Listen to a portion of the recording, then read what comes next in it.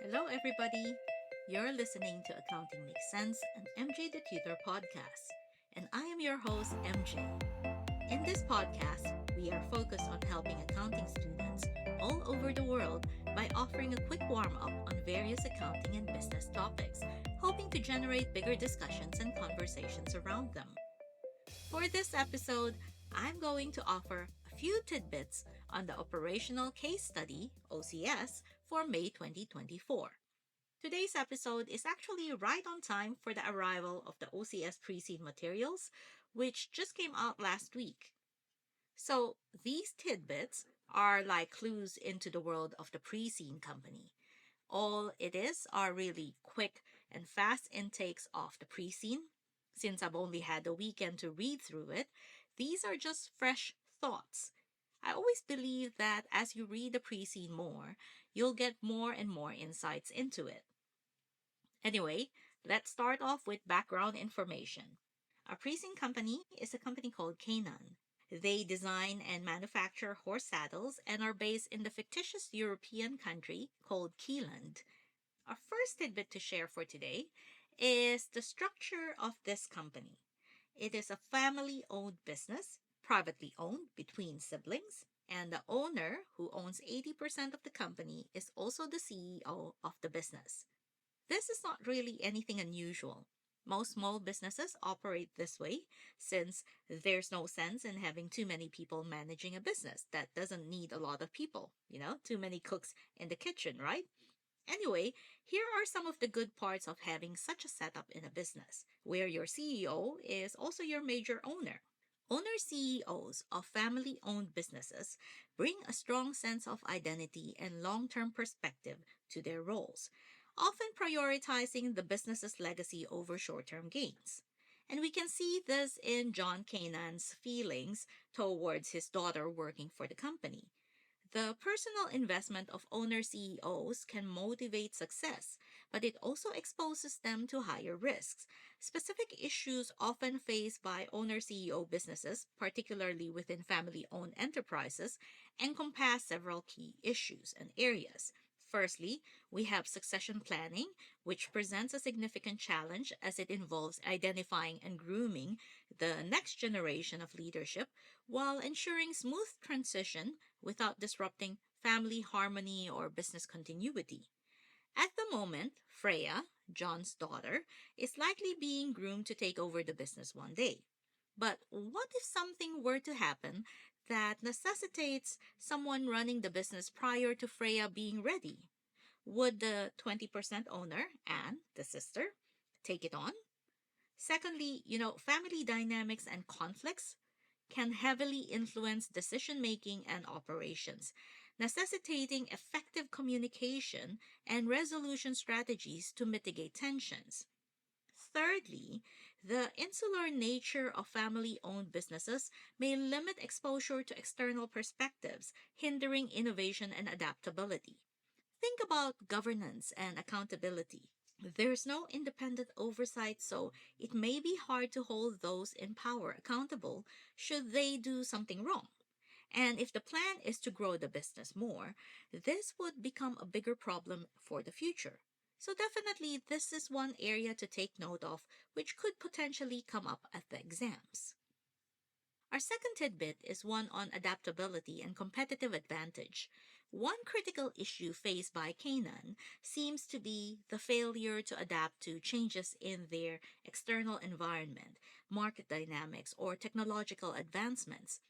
This lack of adaptability can lead to several detrimental consequences, as can be seen as to what happened to Canaan. Firstly, they risk losing their competitive edge as they become outpaced by more agile and innovative competitors who respond effectively to changes in customer preferences, industry trends, or regulatory requirements. This can result in a decline in market share, revenue loss, and ultimately diminished profitability.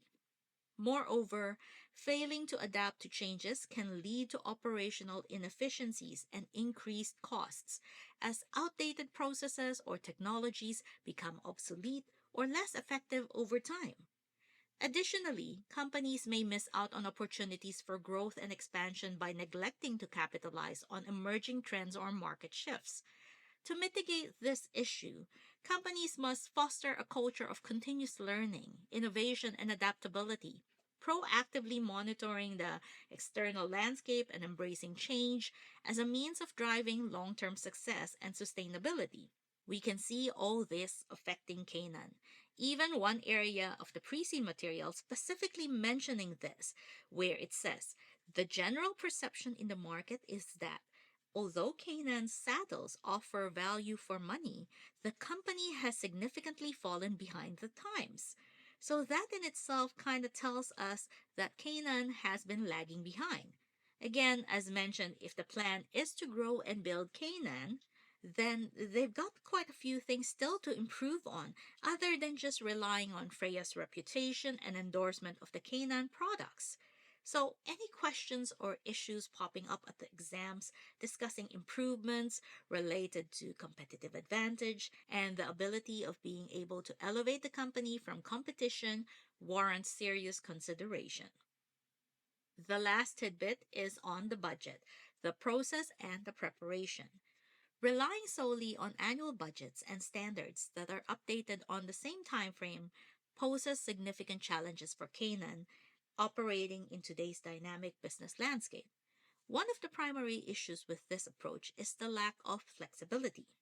Annual budgets and standards may not adequately account for unexpected changes or evolving market conditions that occur throughout the year. This rigidity can hinder an organization's ability to adapt swiftly to new opportunities or challenges, potentially impacting its competitiveness and overall performance. I suppose it tracks since Canaan's overall attitude toward its growth and operation is one that is outdated and rigid. Additionally, the other issue is that using outdated standards and budgets can lead to inaccurate forecasts and financial projections. Economic conditions, industry trends, and other external factors are subject to rapid fluctuations, making it difficult to rely solely on static annual figures.